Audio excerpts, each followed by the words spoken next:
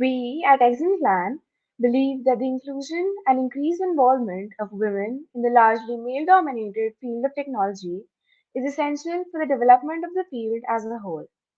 Keeping in mind our aim to encourage a greater number of women and other minority genders to indulge in the field, we are organizing an intra school Girls in Tech series, which will include a variety of comprehensive and interactive beginner level workshops covering many fields within tech in an effort to reach out to girls and pique their interest in technology and innovation, as well as help develop skills. As part of the initiative, we're also hosting a talk series called Beyond the Bits, featuring a variety of women and non binary people in STEM. For the third Beyond the Bits talk, we have one of the first women members in Exim Plan, Dr. Krithika Rangarajan and Dr. Chhavi Rastogi. They will be taking you through the dilemmas in their journey and will talk about when they switched to medicine and then got in touch with technology again.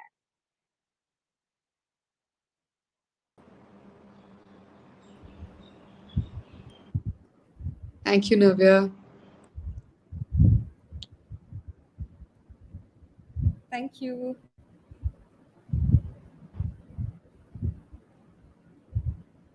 Do you want to start, Kritika? So, yeah, thanks, Navya. So, just one quick sort of clarification. I went on to medicine, and Chavi actually went on to economics. But to begin with, I'd love to say how much we sort of love being over here. I think Exon kind of pretty much is a part of the happiest memories, literally, of schooling, at least for me. And both of us actually happened to be the first women in Exon back in 2000. And like we were just chatting up with Navya, and I was we were telling her, um, we really thought that Exon must be filled with girls now, and it was a bit sad to realize that that didn't happen. And although very happy to see that a lot of people have started joining technology and indeed Exon, um, back after that time. So the I'll just quickly introduce myself and then let Chavi introduce herself, and then perhaps we can take it from there. So I am Krithika Rangarajan. I joined Exon in ninth standard in 2000, and I was a programmer. Both of us were programmers. We It was interesting how we joined Exon because I think we started. Um, we we were just given some programming tasks and we had no idea what we were programming for, but we just loved the concept of solving those questions, and we started doing it. And it went on for a few days, I remember, and we were told we were an exon eventually, and we did not even know what exon was at that point in time. We had no idea why we were solving the questions that we were. But that's where our love for programming really came in. The problem solving came in at that point in time, and subsequently I went on to do medicine. So I did my MBBS eventually. After MBBS, I realized, through MBBS and after MBBS, I realized that I really missed the problem solving that programming used to take me through, and I was always itching to get back to technology at some point. Um, so I explored whether I could kind of take it up right after my medicine, and that's when I realized that perhaps it's a good idea to specialize first. And I went on to do my radiology residency in AIMS. I did my MD and senior residency in AIMS, following which eventually, once I had this position securely as a radiologist, is when I thought it's a good idea to venture back into technology. And with AI really sort of booming at that point in time, um, I went to IIT and did a postdoctoral fellowship in IIT Delhi, and now I'm back to AIMS as faculty, while I still pursue a lot of deep learning projects in medicine, particularly radiology. So that's a little bit about me. And Chavi, maybe you could introduce yourself. Just like Kritika mentioned, it's really a pleasure to be back, and exactly this was my impression as well, that after us there would be now many girls, and hopefully, you would reach even some kind of gender balance in Exin. And I was very surprised to hear that this is not the case at all. But I'm very happy to hear that now things are changing for the better. And I hope with this initiative, we're able to encourage more participation by women in technology, in Exin in particular. And just to tell you a little bit about myself, so Krithika and I were the first female members of Exin. And we have in fact both taken very unconventional paths and found our way back to technology nonetheless, because Exin and programming has really been it really set the foundations for us. Once you learn a programming language well, then you can really learn almost any language much much much easily. Syntax comes quite simply, but once you have the fundamentals, I think it's very easy to apply it to other languages. So right after school, I in fact went on to do my bachelor's in economics at LSR. And after that, I did a MBA, because I knew I wanted to be in finance. Though I loved programming, I knew I didn't want to be a programmer. I did my MBA in finance, well, in international business with a specialization in finance. So this was at MDI Gurgaon. It was a dual degree program, and it took me to ESCP Paris. And I stayed on in France. I worked with a French bank, both in France and in London, and then found my way back to India and worked with an Indian bank. It took me a few years to realize that wait a second, this is not quite everything that I want. Initially, the work was very interesting, but I really missed the intellectual stimulation that problem solving and programming always gave me. So at this point, then I decided that it was time to switch, and I moved on to academia. And it has not been an easy journey, I would like to say, but I think it is extremely rewarding. And I'm very happy that I made the switch. So I did a master's in economics, and then my PhD. My PhD defense is in fact at the end of this month, and I have started working as doing my PhD again in France at HEC Paris. And now I have started working also now as a postdoctoral researcher at the University of Bonn. So this talk, we really wanted it to be really more interactive if we can, and if you can all sort of maybe just put it into the chat. But we wanted to understand more um, from all of you, sort of what are the problems that as women, or if even if you are male, then what are the problems you see your women colleagues really going through. So so just for us to understand, if I can like structure this a little bit. Um, I'm made to understand that the audience is not necessarily uh, in Exim, right? So since there is a host, maybe perhaps if you could take some of these. Uh, what is the profile that we have? Is it largely, so we used to have programmers and people who were in quiz. Is that the same right now, or has that changed a little bit when it comes to Exim currently? And do we have any AI deep learning events at all in Exim, or is that like too much of a goal? Navya, perhaps if some parts of this answer. Yes, we are having some events related to AI in Exim these days. Okay, which would be like network design.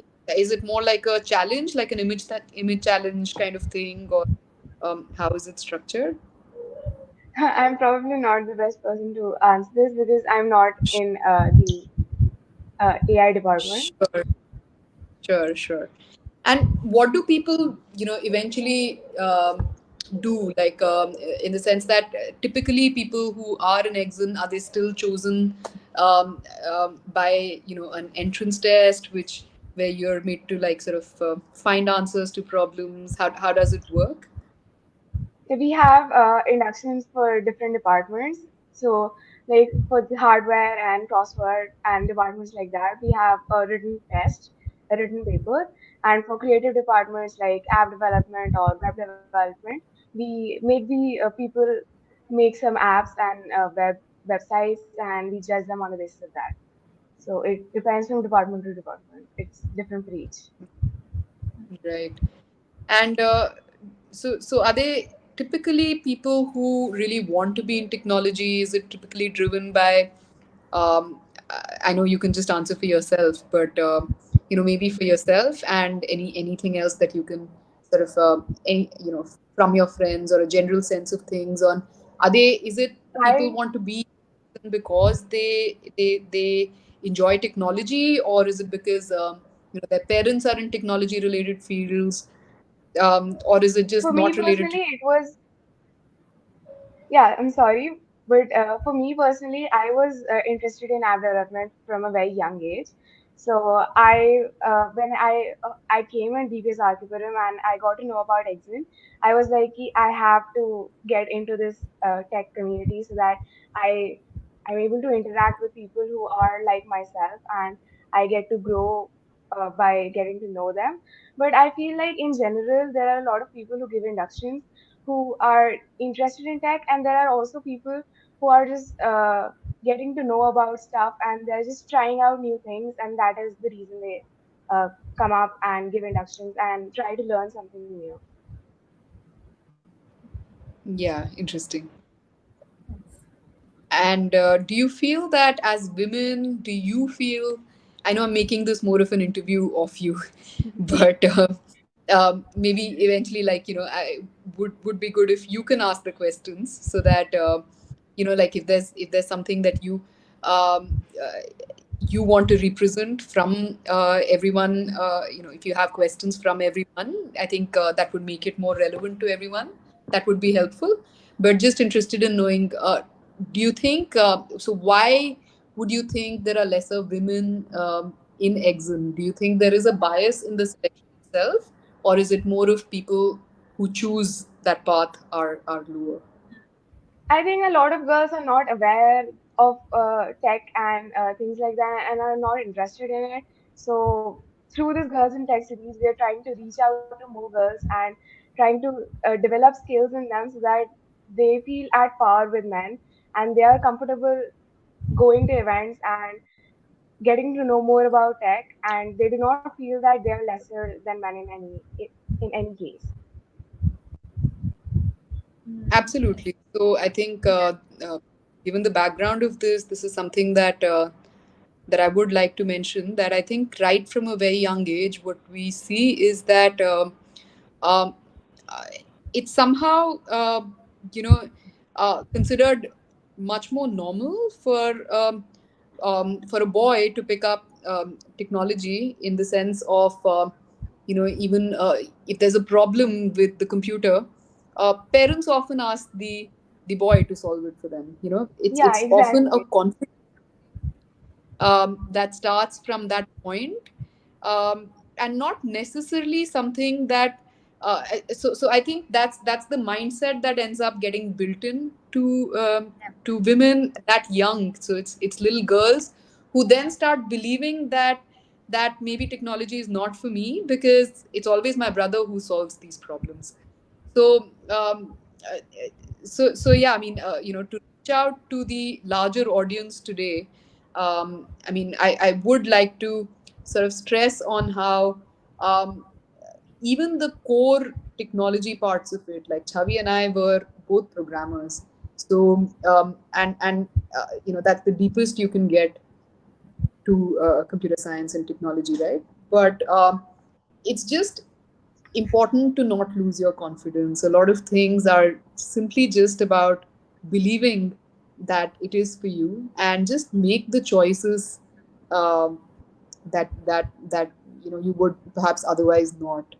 Uh, Chavi, Yeah. anything you want to add? Yeah, no, I totally agree with that. Like people often have, you know, conscious or subconscious biases, and this can, if one is not very intentional about what wants to do and about the choices that they make, this can end up shaping your career and your life in many ways, and some of which you don't necessarily want. So I would really encourage people to go out and understand really what you want to do, even before, whether forget about your existing skills can be built. You can really learn anything and everything. That's what I believe. So first of all, just go and understand what is it that you enjoy, what is it that you want to do. And it doesn't have to be something big. If you look at the two of us, if you look at other people around these days, it's really any combination of skills or any combination of interests can be made into a career. And I mean, technology is very, very pervasive these days. So during in my research, I a large part of my research, I do empirical research, and a large part of my research is actually involves technology. I have Stata or R open, or I don't know, MATLAB sometimes Python from time to time.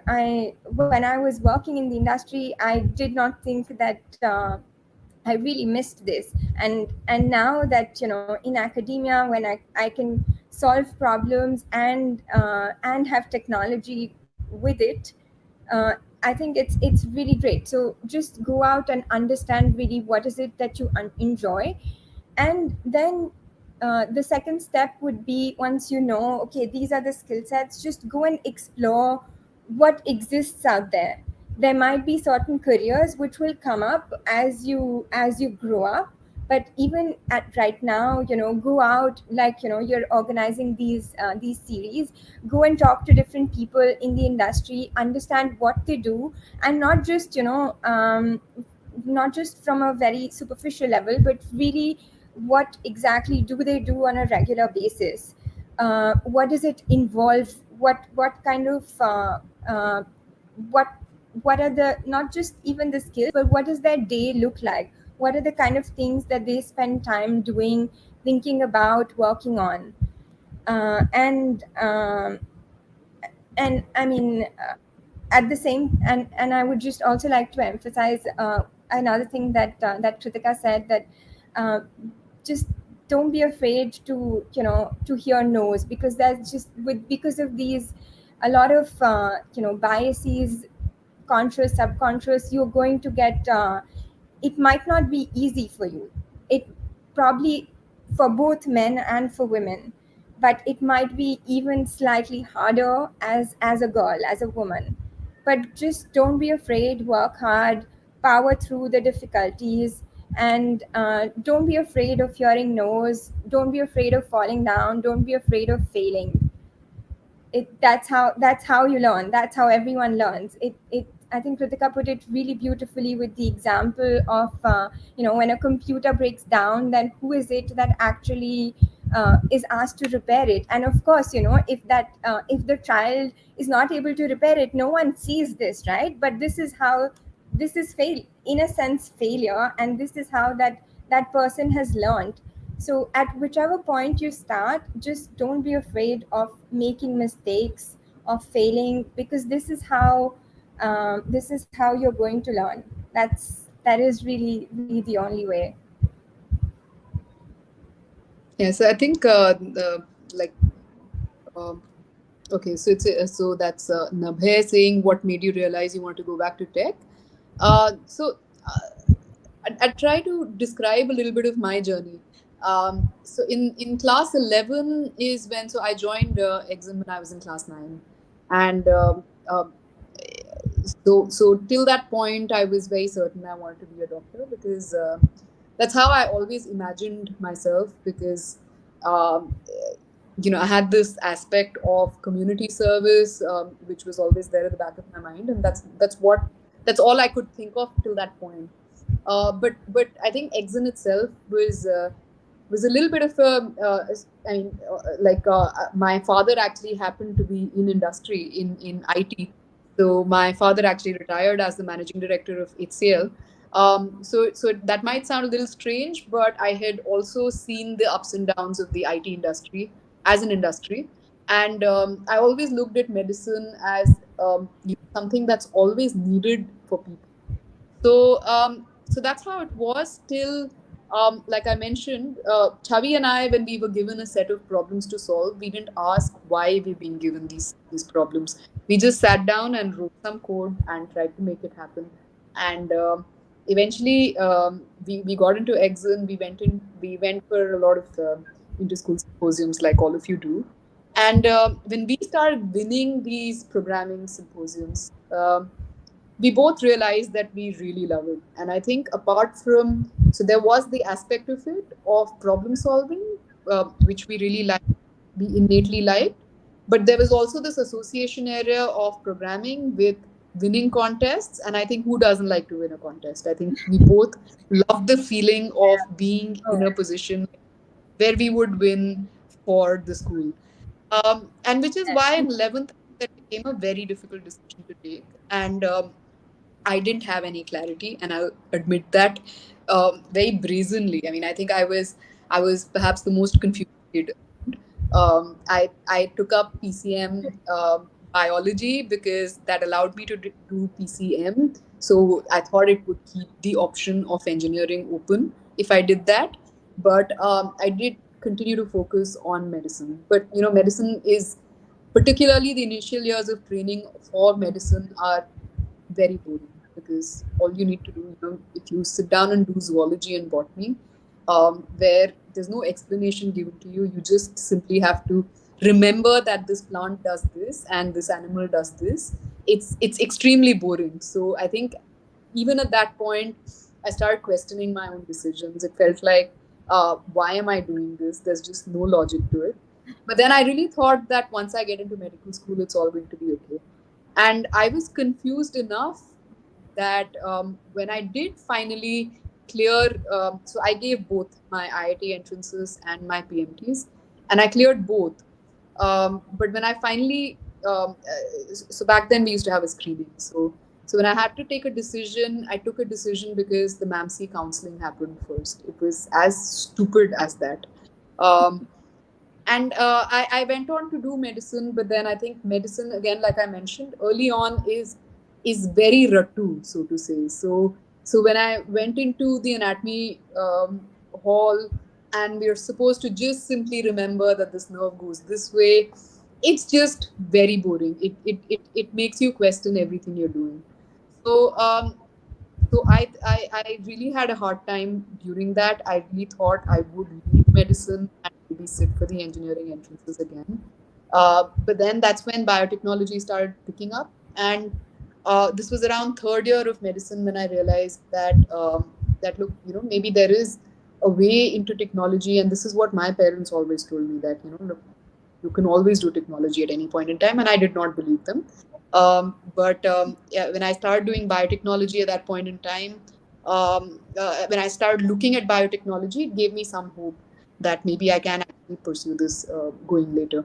And it was in the final year of medicine and an internship that I started enjoying medicine per se. I did not like medicine after that. Um, After medicine, I thought I'll just spend some time clearing my head. I did not want to go in without thinking, and I took a year off. I worked in IIT for a while, and just like Chavi said, I think working in a particular place is what is going to give you perspective on what you want to do. And that's what I did. I mean, I went out there and I tried to figure out what is the status of research. I was quite sure I wanted to be in India on the long term. And I thought, as far as medicine at least is concerned, You need to do a lot for certification outside India, and I didn't want to waste my years doing certification just for the heck of it. So, given that I wanted to be in India, I believed very truly that that research in biotechnology was not at a level which can actually produce very earth-shaking things at that point in time when I was doing my MBBS. Which is why I sat down and gave my entrances, and I was fortunate to get radiology. I picked up radiology because it was at the frontier between technology and medicine. But then, all through, although I enjoyed it by this time because we were in practice now, so all of training in medicine, you're pretty much in practice. It's learning on at training. But I think the one thing that always stuck with me was the problem solving. Although we have problem solving of a very different kind in medicine, but the kind of problem solving that programming kind of brought in really kind of sort of made kept our gray cells alive. So that's something, that innovation, the ability to innovate and invent is something that I was always missing when I was practicing. And at the end of a radiology residency, you know that your job's not going anywhere any day. I had my MD radiology, and at any point in time, if I decide to get back to radiology, I would be able to. And again, very fortunate that it gives me a few hours a day. I can just work for just a few hours a day. It gives me that option. So I thought, if I don't take the leap now, I probably never will. And I completely concur with what Chhavi was saying, which is that I think the biggest dilemmas for us at these points in time were, you know, is it okay to leave it at this point, and can I come back at some point if I want? Is it that I had an ability which was picked up in the form of exam, and I'm just giving it away by not taking it up? Am I being stupid to make the choices that I did and go for medicine? But truly, technology is a means to achieving a particular goal. It's not the end of things. So when you focus on what you want to do for society at large, or whatever, I mean, whatever drives you, whatever gives you the passion, um, uh, if you choose that, technology can always be an instrument. And looking back today, uh, I am able to go back to technology. I do a lot of deep learning and AI based research, but the other way around was simply not possible. Had I picked up technology, had I picked up programming at that point in time, had I picked up computer science, and then done anything in computer science, I can't become a doctor later. I can't do radiology later. But technology is something you can always come back to. Uh, Chavi, anything on? I mean, so like your experience on that. Yeah. Um, so I think I already mentioned a little bit about my journey. Um, so after 12th, I knew that. So I sticked on with programming and the thrill of winning competitions and all of that through 11th and 12th. Um, and but at the same time, like Krithika just mentioned, I knew that I didn't want to just do computer programming and be a programmer and write code the whole day. This is not this. I was very clear about that. This is not what I wanted to do. So I was initially, and I was equally whimsical, if not more. And I was going to. I got good grades in my boards, so I was getting admission into good colleges. And I said, okay, you know what, I'm gonna do maths. That seemed to be pretty related to technology. So I said, let's do it.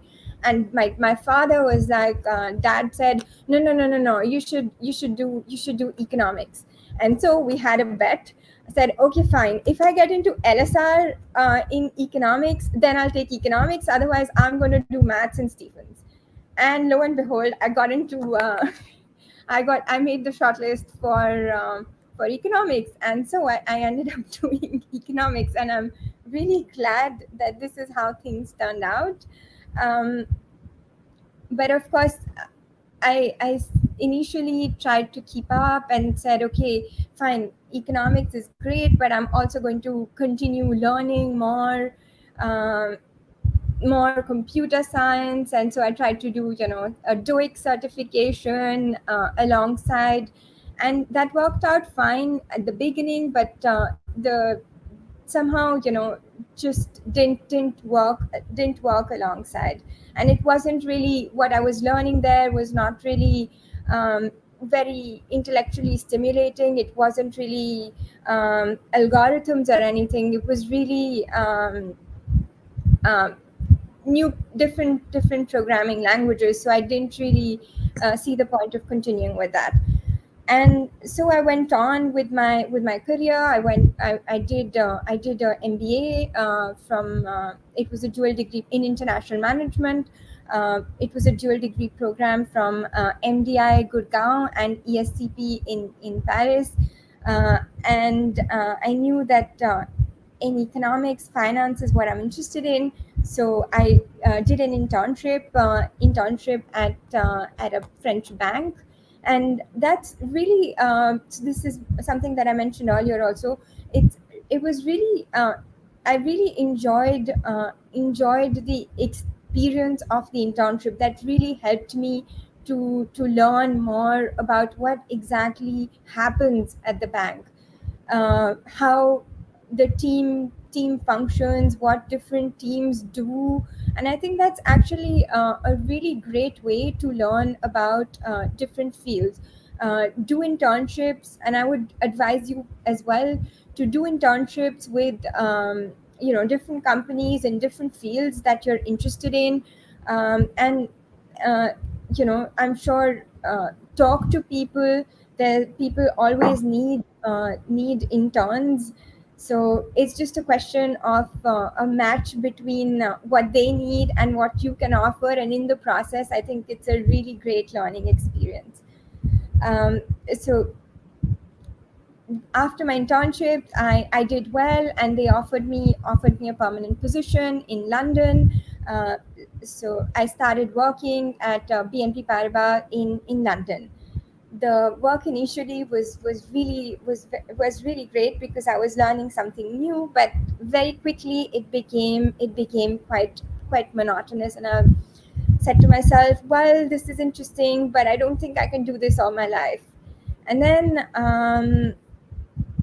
uh, I moved back to India for personal reasons, and I started working at an Indian bank. And it was the same story all over again. And this then made me realize that I really miss the intellectual stimulation, the problem solving, and definitely the thrill that is associated, that I associate with it. um, and so I took this step of just switching completely to academia, and decided to do a PhD in finance. And I knew that in well, in economics, definitely I would have turned to D school, but for finance I knew I wanted to do it, I wanted to do it outside of India. And so I went back to France, and I did my PhD in finance over there. And and with during the PhD, I think it's an extremely rich experience, and I would you learn you learn so much, not just about the field but also about yourself. You learn what you can achieve, because there are things that look impossible, that you think, oh my god, I would never be able to do this. But I would just say, just believe in yourself, just keep investing, and believe in yourself, and things will happen. They Oftentimes things take time, but they do happen. And this is how I now am again in touch with problem solving, with very both in terms of technology, in terms of coding, but also in economics and finance. So I think this is what my journey has been like. And to all the little girls over there, I mean, the thing is that I think there will. It's a bit like driving. I mean, if you're familiar with uh, driving, I mean, of course, you wouldn't have started driving at this age, but I think when you do, you realize that if you look at it broadly, without getting into the specifics, um, maybe 40%, maybe 30% of women and 20% of men are bad drivers. But you look at the way the biases are made. Um, when you look at a woman driving badly, then you'll say that, hey, look, it's a woman driving. Look at the way she's driving. And when you look at a man driving badly, you'll never make the connection to gender, basically. So I think it's very similar for technology, and the only reason why the proportion of women who drive badly versus the proportion of men who drive badly is different is because it's driven by a lot of very subtle factors which act on your head, which you've always seen and observed and internalized. I think in terms of exam in our times also, the number of people who chose technology, um, for an exam entrance, for example, um, was much lesser among women than among men. So you tend to not make those choices because um, the brain is complex and it's working on a few association areas, and that's how you've perceived things to be. You've like I mentioned, it's typically always the boy at home who's repairing things, and it's a given that he would figure out, like it's up to him to figure things out. If the remote is not working, he'll get it to work. If um, if your parents' computers crashed, he'll figure a way around it. And they've always been encouraged to do that because there are these subtle sort of association areas. I would simply call them association areas. A lot of times, nobody intends to pull you down. It's just that's just a habit that's driven into society the way it is right now, and you tend to see it and grasp it without even realizing that you are doing that. So the choices you make and the confidence that comes at the back of it comes as a result of these things. So um, so I think the one thing to change, if anything, is the confidence, and is the belief that women are linked to technology in exactly the same way as men are linked to technology. There's no link between gender and technology, and I think that's something that perhaps actively needs to be addressed. And I think you folks, the women who are in exim, a big shout out to all of you, because I think you are contributing to changing this sort of mindset. Um, so, Chavi, I think there's a Yeah. question. Yes. No, I totally agree with you there, Kritika. Because I mean, that doesn't. I don't think there's any science behind any link with gender and technology, and it's just been driven by biases in the minds of people, conscious or subconscious. And I think it's very important as women to address this. And I think one very small, I'd just like to share a tip with you. I think one way to do this, because this really involves changing the wiring of both your brain. I mean, you can't really change the wiring of other people's brains most of the times, but what you can do for yourself is just celebrate, small wins. And each time you see, oh, look, I can do this, just just savor that. Just tell yourself, look, I can do this. If I can do this, I can do that thing as well.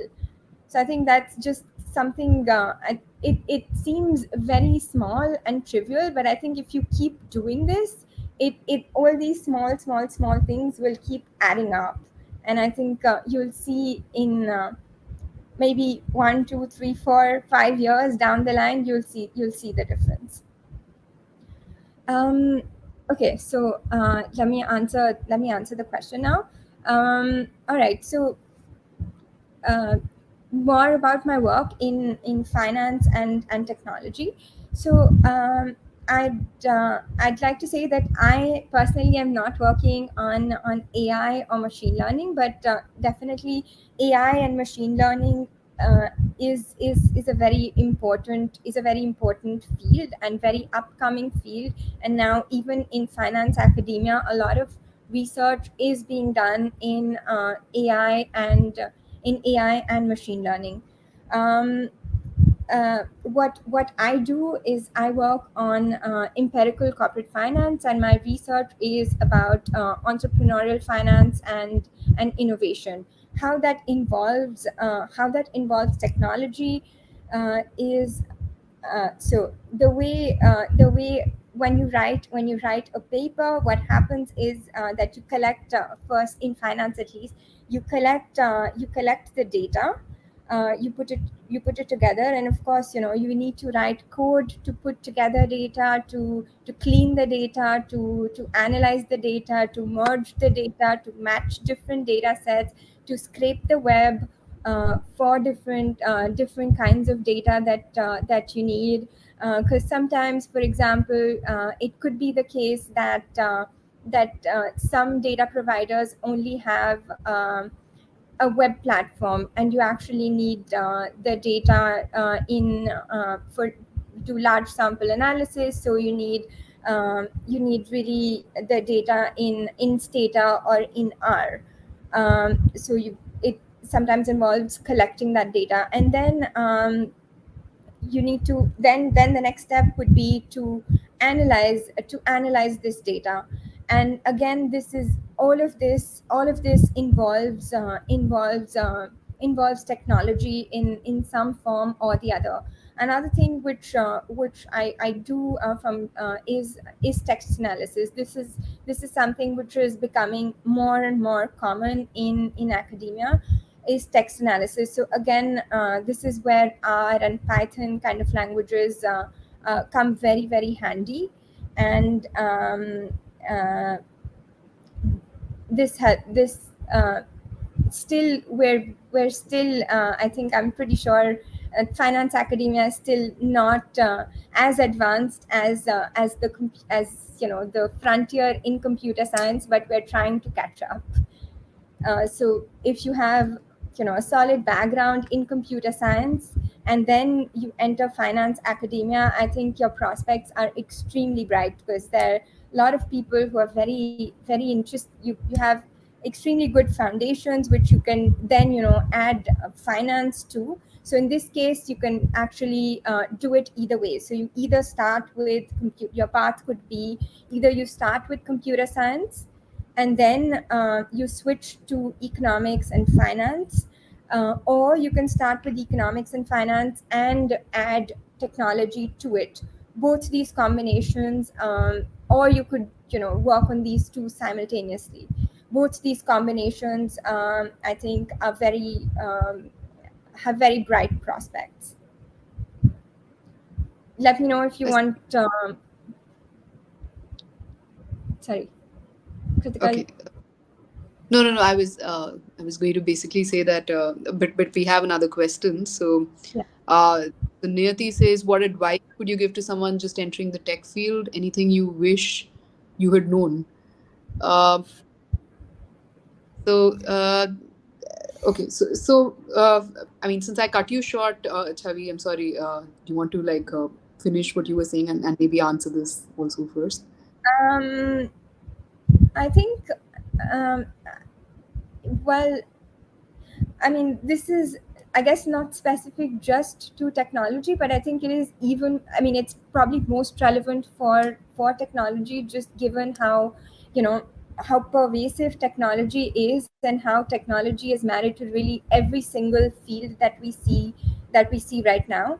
So I would really suggest that you go out there and really understand, like, seek out more information, about, if you already have a clear idea of what you want to do, seek out specific information about this area, about the kind of work this involves, about the skill sets that you would need, um, what people tend to enjoy, what are the things which are enjoyable, what are the things which are maybe less enjoyable about that particular area.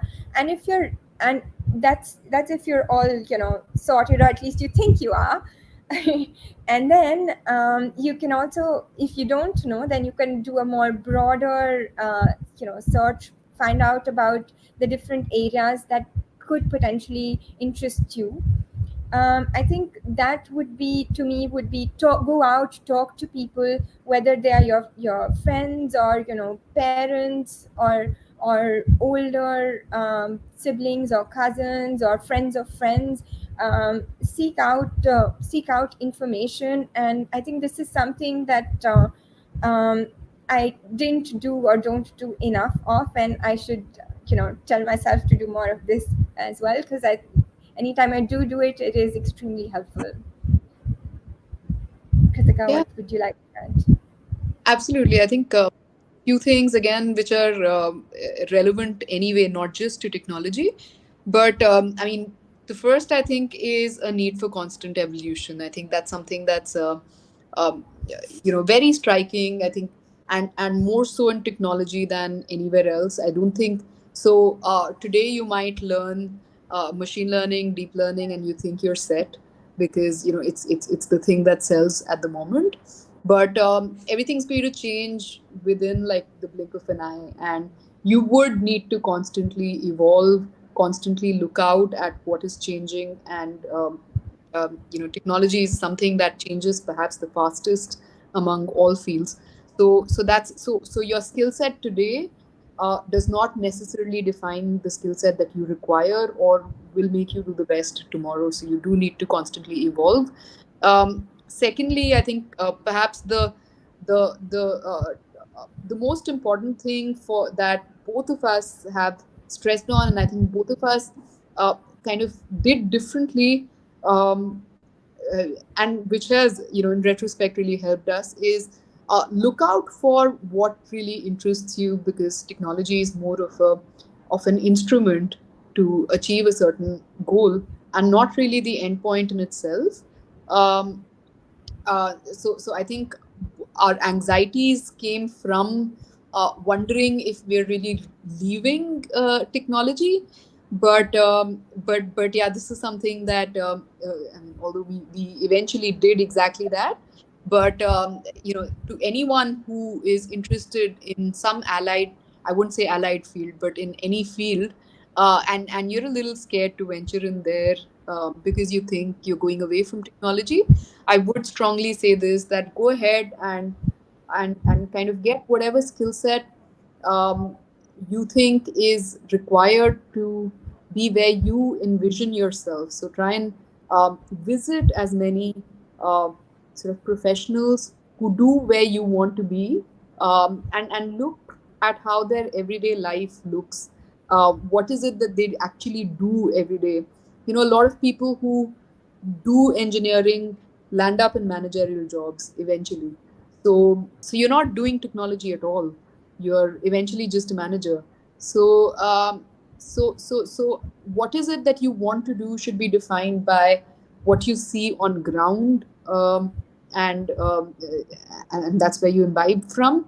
And because it's relevant over here, I think given the women aspect of it, I would say that don't hold back because you think that a field is not, uh, you know, perceived as being a woman-driven field. I think it's a very wrong perception that's built around a lot of fields. For example, general surgery, for example, is believed to be something that's not for women. But every day we see procedures. I mean, I do a bunch of interventional procedures, which I do believe that women do very, very well indeed. I mean, there is no difference over there. Um, But having said that, even at a point when I was choosing a field, something that you would very often hear is that surgical fields, you take up surgery, patients are not going to come to you. Literally, it's actually something that's said to you. So I think technology or any other field which is believed to be not women driven, don't believe them if that's what they're trying to tell you. So just go for go do try to understand what everyday work looks like, and if there is something that engages you, um, just go for it, don't hold back. Another way of saying that is that there most a lot of fields that you would see that would you might find, especially in tech, this is probably especially true in technology, you will probably not find many women role models, and that's extremely unfortunate. But I would just like to say, don't let that get in your way. It does not mean that that field is not made for women. I know that in many ways that makes it harder, but just take it as a challenge that for the next generation you will be one of those women who will be a role model for many many other girls, and it will become much easier for them than to looking at you to enter that field. And yeah, Arshia says, although this might be ironic, do you think women in tech conferences should be supported? This is a very personal kind of belief.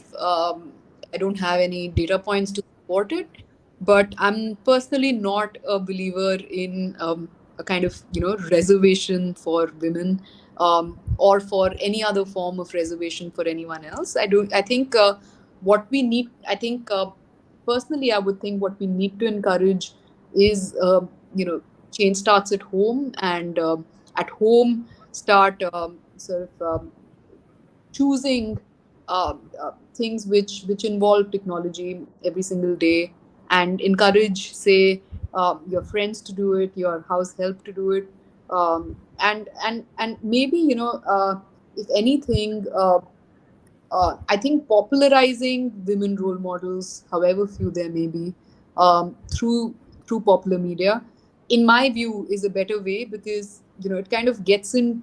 Even simple things like I think when movies are made, or when serials are made, like this, like series are made on Netflix.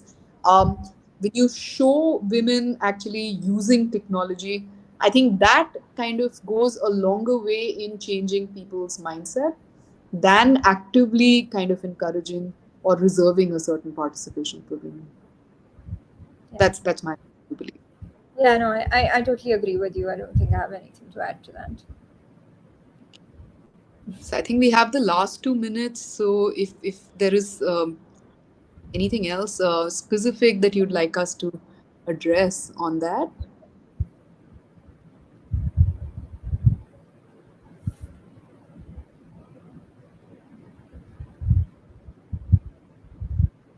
Okay. Most influential person in the tech journey. That's a hard one, I think. Yeah,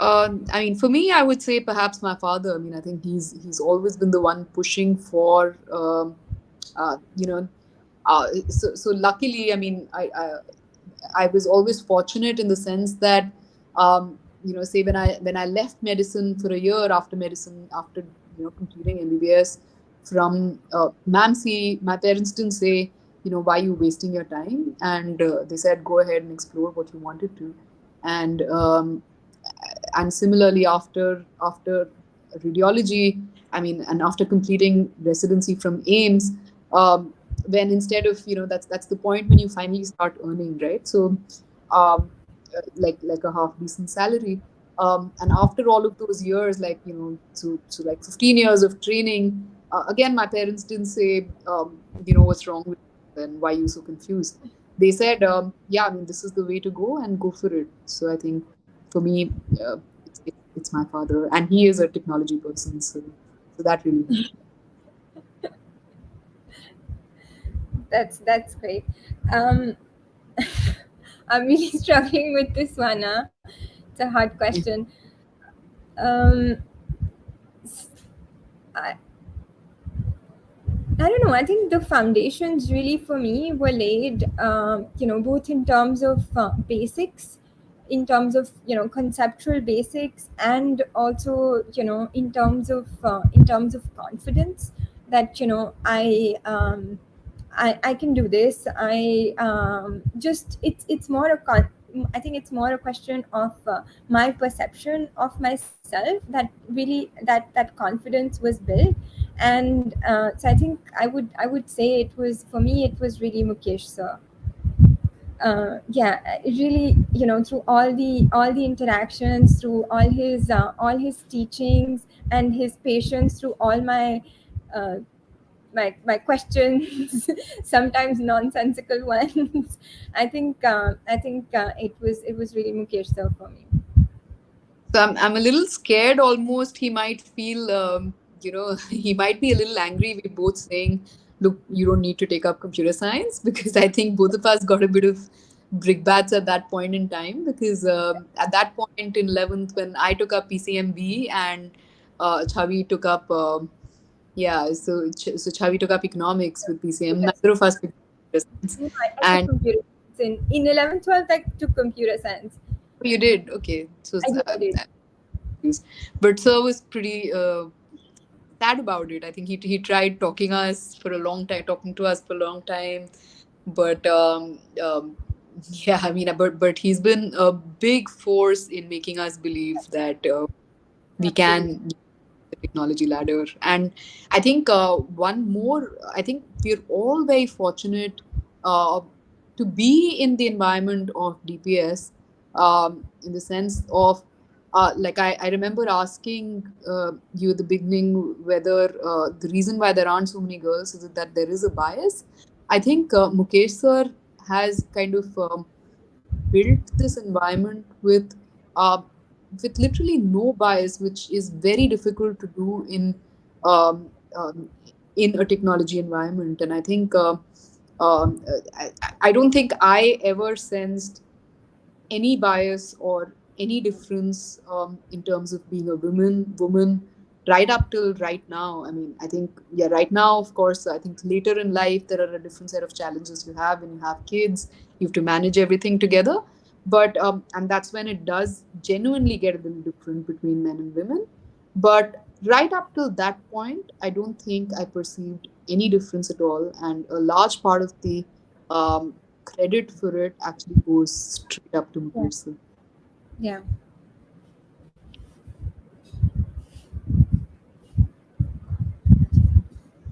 So yeah, how do you think a community like Exon helped you? You guys were the first women in Exon, and it can be quite hyper masculine, especially at high school level. Uh, how is that for you? I think we just kind of answered that. I don't think, personally for me, I don't think uh, I noticed that there were no other girls around No, I till mean, it I was think, just. yeah, go ahead. Go ahead, go ahead. Yeah, it's No, more no, of a I think conversation. I think it was. I mean, the only thing that that it did was that it was, we were told that you are the first, you're the first girls in Exin, and I think we were both very, very proud of this. And I think Absolutely. other than that, I don't think there was any distinction that was made between girls and And boys. I don't think it was a bad thing at all. I think it was a bit of a good feeling because I mean we became a little bit of showpieces because whenever we'd go to a symposium, literally everyone was like, "Oh, that's Krithika and Chhavi," because it wasn't just Exon, but right across the board in computer science. Unfortunately, in other schools also, be it Access, Modem, Cobweb, I don't know how many of these exist today, but there were no girls at all. So it did it actually felt good, uh, and Absolutely. just I mean the environment created in Exon was such that there was only respect. There was nothing but respect. So I think absolutely, like I don't think we felt anything negative about it. Yeah. I mean, just now that we're, sort of at the end of this, I would just like to say, just enjoy the journey. However, whatever shape it might take, whether you know right from the start what it is exactly that you want to do, what you're going to do, or whether you end up switching careers and then finding your way back to technology. I think I would just say that it's really important that you enjoy the journey and keep celebrating the small successes and internalizing them as you go along. Absolutely. I think the reason why we wanted to also speak about how, the dilemmas is because, like, I want all of you to know that all of us go through these dilemmas. All of us, it seems like, why are we so confused? Why can't I make a decision? Why can't I just, do things correctly? But I think that's a very important part of the journey, because that's where you learn from, and there'll be a lot of questions. Nobody is that clear. Nobody knows exactly what they want, and it's okay to change. I mean, and that's where your individuality comes in. The more you change, actually, the better it is. You become more complete as a person. You become more accomplished across the fields, and and like Chavi said, absolutely agree with you with her. Just enjoy the journey, because it's all about the journey.